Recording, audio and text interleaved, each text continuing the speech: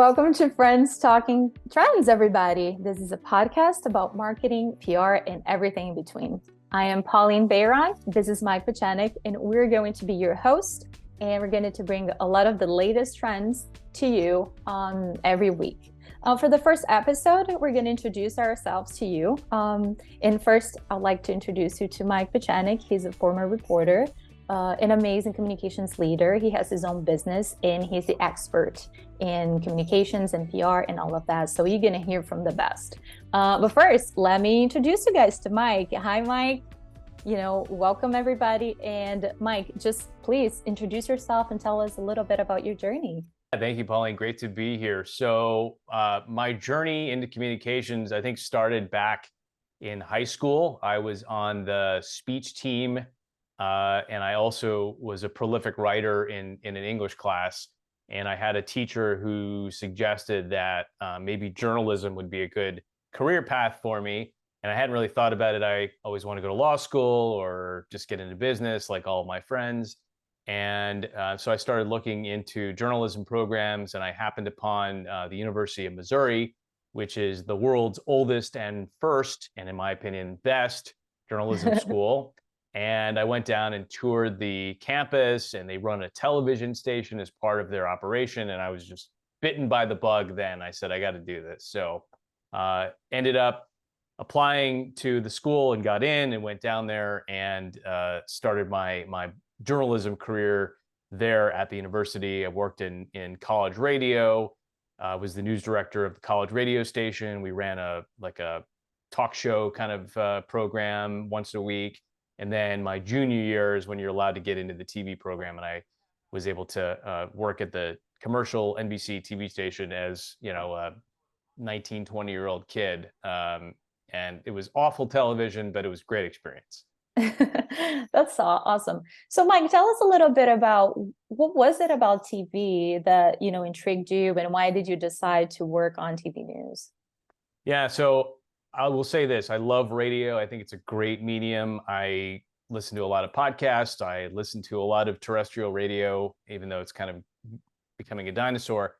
But I think the power of television is pairing the words and the images together and being able to tell a really provocative story. And I just love that medium for doing that. I mean, if you think about it, when you watch a television story or a documentary, the emotions that are pulled out of you because of what you're watching, you can't achieve that with just audio. So that's really what drew me to it. And then just the platform that it gives you to do good and to help people. It sounds cheesy, but that was really one of the driving motivators for me to work in journalism, was to help people and to tell their stories and to do it on a really large scale. So TV was great for that. Wow, that's amazing.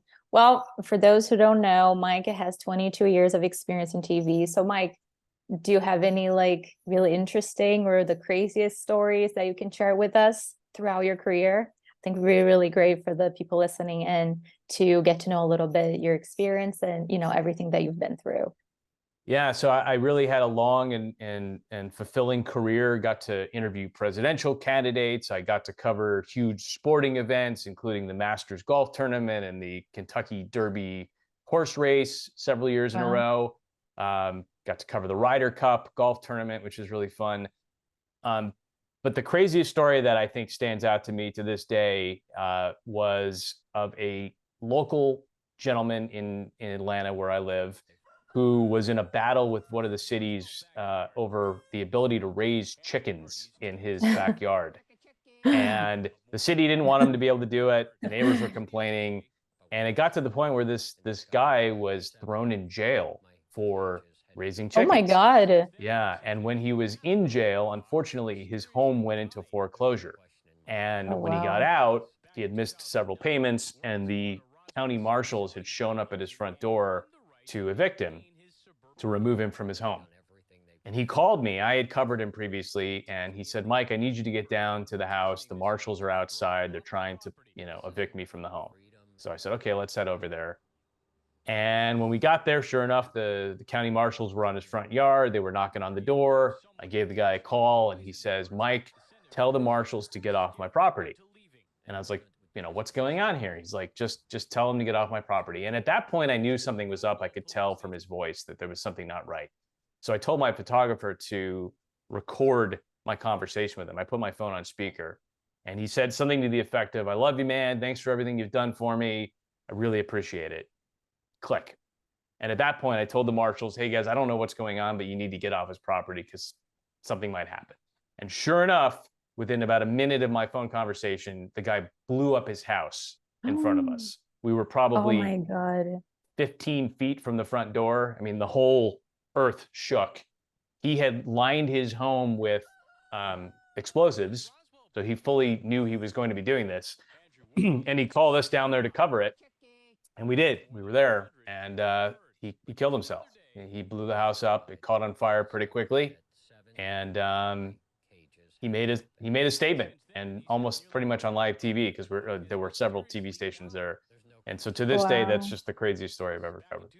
Oh my gosh. And like, in speaking of you being part of that and like communicators leader being part of that, what do you make of it? Like, how does that impact your ability to tell stories or your career, and how do you tell that story? Like, how do you frame it?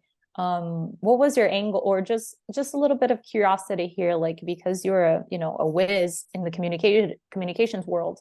So if people are listening to us today, what would be something that you can give as a tip on how to address a situation, or how to frame this story? Yeah, I mean, in that situation, it's hard to not be a human first and a storyteller second. I think, Yeah. it certainly was impactful on me, not only because I was the last person he spoke to Spoke before he to. ended his life, but just Oh my because of what gosh. happened there. So, from a storytelling standpoint and from a communication standpoint, I certainly tried to make sure that I told his story and did it justice for his memory, because Yeah. this was certainly a gentleman who was dealing with a lot in his life. And it could have been easy to just sensationalize the fact that he blew up his house and the video was incredible and oh my God, but really this was a story about a troubled person who couldn't get Yeah. recourse with the city, and all of this stuff had happened to him in his life, and he thought he had no other choice but to end his life and do it in a catastrophic way. So that was the way we framed the story, was to make sure that his memory wasn't forgotten, and that who he was very much front and center in that story. Mike, that's an amazing story. Like, he really represents the kind of, communicators that you are, and, reporter. So I know that you changed paths in your career. I know in 2021, you decided to go to corporate. Can you walk us through a little bit why the decision was made, and what pretty much drove you to, leaving the TV news? Yeah, it was a tough decision. I loved my job. I loved telling stories. I loved being able to affect change. But TV news is a grind of a career. You're always on. There's always an expectation that you're available. And then you're covering horrible things day in and day out. And so Yeah. I got to a point where I was burned out from doing it. And wasn't much fun to be around at home. I was just stressed out all the time, and you know, just focused on getting through the day in the job. And I came to that realization, and I just said, you know what, I've done everything I wanted to do in this business. I've achieved what I wanted to achieve, and I feel like there's other avenues for me to take. And my family was very much a part of that conversation and that discussion. I wanted to be around more, to spend more time with my kids who aren't getting any younger, and to be a better husband and a better father. And so I needed a change of pace and a better quality of life and work-life balance. And so, made the decision to take all of my skill sets and just move them over to a corporate setting. Yeah, and it makes sense, because think about it, working in TV for 22 years, there's just not much else, right, that you can see or you can do. I feel like all of us, if I was doing pretty much, in the same career for 22 years, it's kind of like you're ready for that, continue that passion, but for like something else, like you're ready to expand what you do, and use that passion to achieve other people and other things and other projects. So I think it makes a lot of sense that you decided to still use that passion for communications, for the truth, for the story, for PR, but helping companies and helping people achieving, their successes and their stories and telling their stories instead. So yeah, that's really great. Awesome. So I know that you started Pechanic Media Group, your business. Can you walk us through a little bit about that and what was like for you to really bring, to fruition that dream that you always had? Yeah, so I like to call Pechanic Media Group a media consulting firm because we don't do just one thing. I'm not just a PR guy. I'm not just a videographer who does marketing content. I do all of it. So we launched over the summer and got to do a little bit of everything. So I do earn media consulting for several clients, several corporate clients, helping their brands gain awareness through media coverage.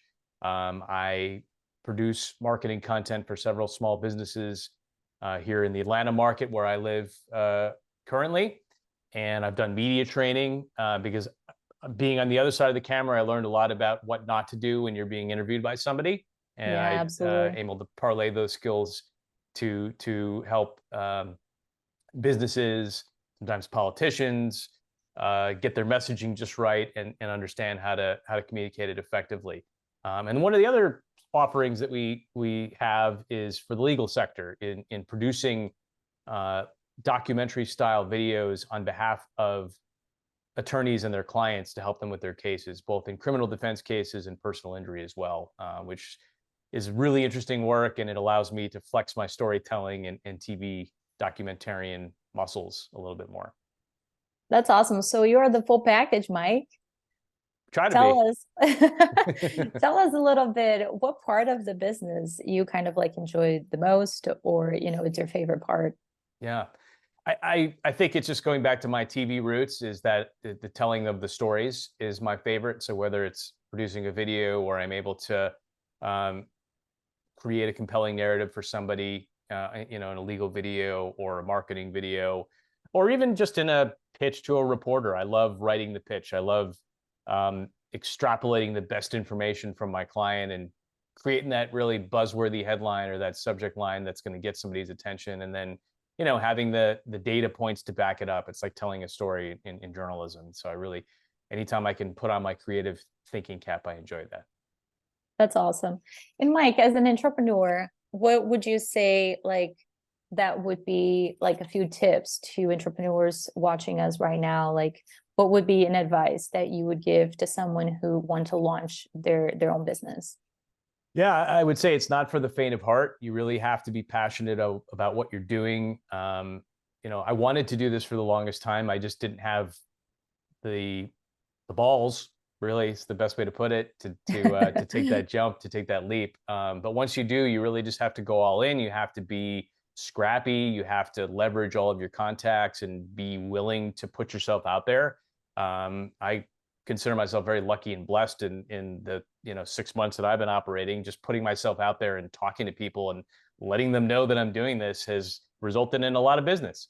But there are going to be those lean times when people aren't calling you, and you have to be willing to put yourself out there and sell yourself, and have faith in what you're doing and know that you're good at what you do. Imposter syndrome is a real thing. I'd be lying if I said I didn't dealt with it myself. And you have to really just overcome it, push through it. And that'd be my advice, is to just, if you're going to do it, put yourself out there, and you really got to go full tilt on it. All right, Mike, that's awesome to hear all of that. So if someone wants to learn more about Pechanic Media Group, how they can reach you, can you just walk us through a little bit? What would be the best way to get in touch with you? Yeah, so we have a website. It's www.mikepechanic.com. And here it is at the bottom of the screen. I've got a tough last name. People misspell it pretty frequently. So that's the best way to find all my contact information. But you'll see on there, I've got results from some of the earned media campaigns that I've worked on, videos that I've produced for clients. You can see some of the work there. And then one of my newest offerings is I'm working with a longtime, very esteemed criminal defense investigator. We formed an opposition research firm so that politicians and other people that need stuff dug up on an opponent, perhaps, or some deep dives into their history, we'll do that, and then work my media acumen to help you get the word out about it, depending on what that looks like. So MikePechenik.com, it's all right there for you. That's amazing. And Mike, what strikes me the most is that, obviously we've worked together. That's how we met, and we've became really good friends. But the growth of your business in such a short period of time is just so amazing to see, which shows me that a lot of companies out there are really investing in PR agencies and media groups like your company. So can you walk us through a little bit, like the importance of having a PR agency in a company like yours, supporting their businesses, helping tell the stories? So why is this need? What is this trend coming from? Do you think it has been growing, and what's the differences between having an agency or having an internal team working on it? So your success speaks to a lot of what's happening in the world and in the PR trends right now. So I just would like to hear from you a little bit on that. So what I would say is that PR is all about brand awareness. If you're looking to bring PR on as a way to result in more sales, then it's not for you.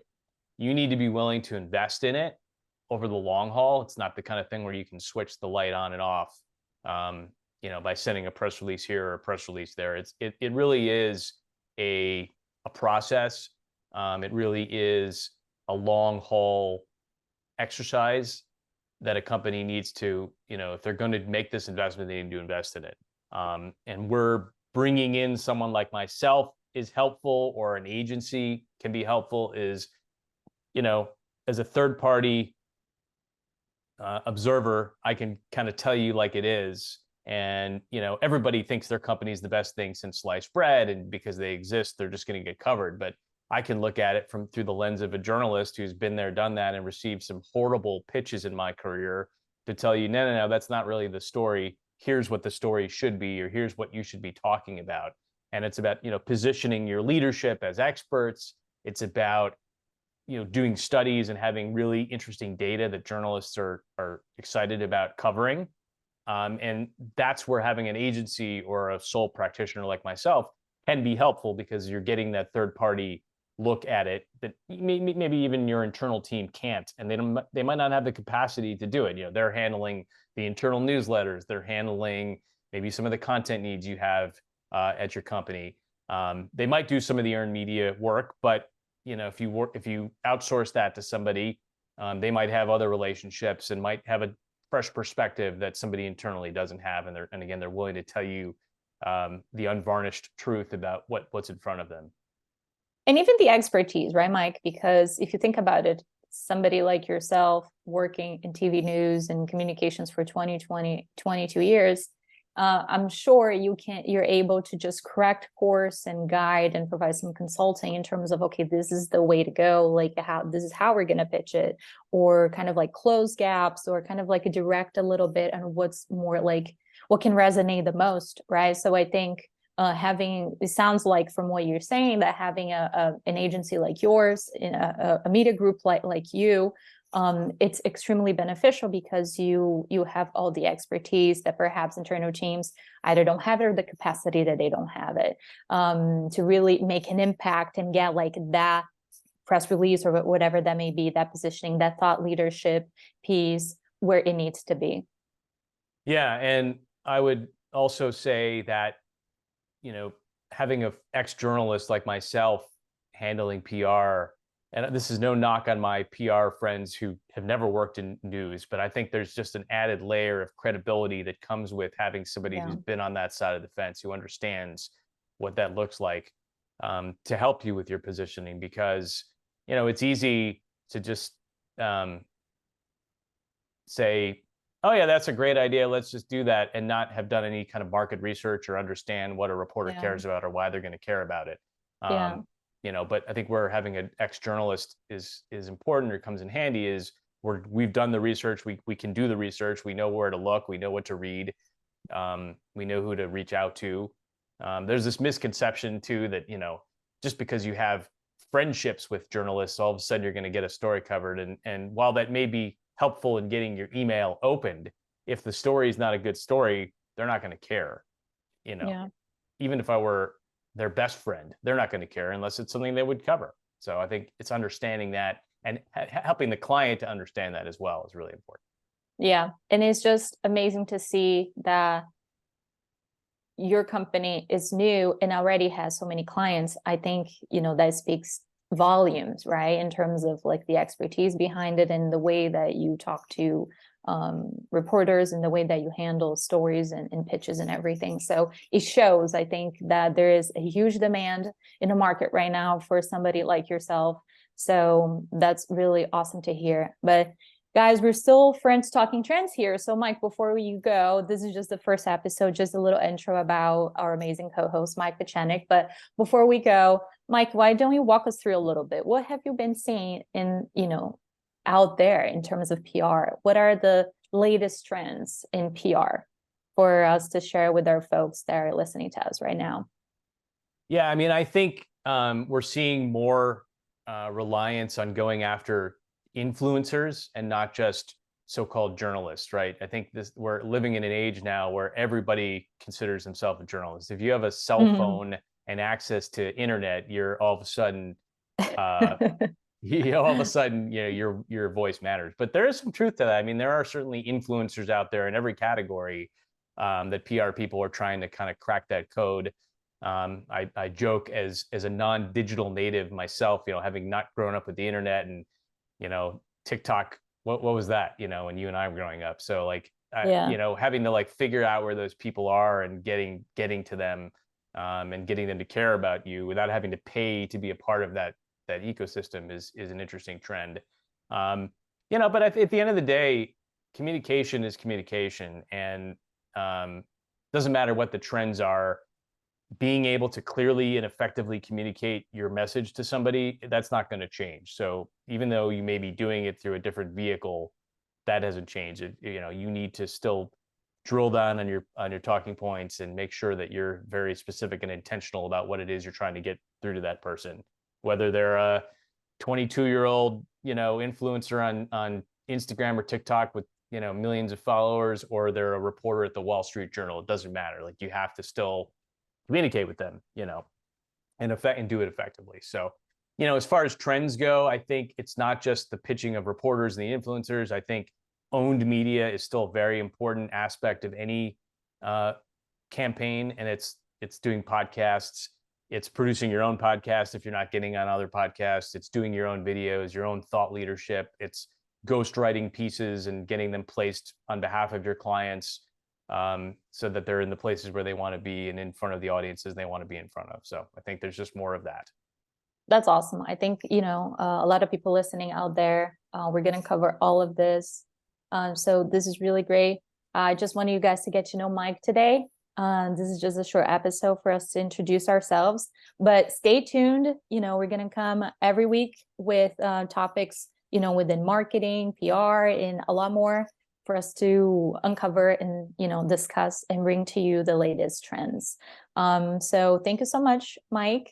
This has been great. And you guys, stay tuned. More episodes coming every week of Friends Talking Trends, a podcast about marketing, PR, and a lot more, everything in between. So have a great week, everybody. And thank you so much for your participation. And we'll see you next time.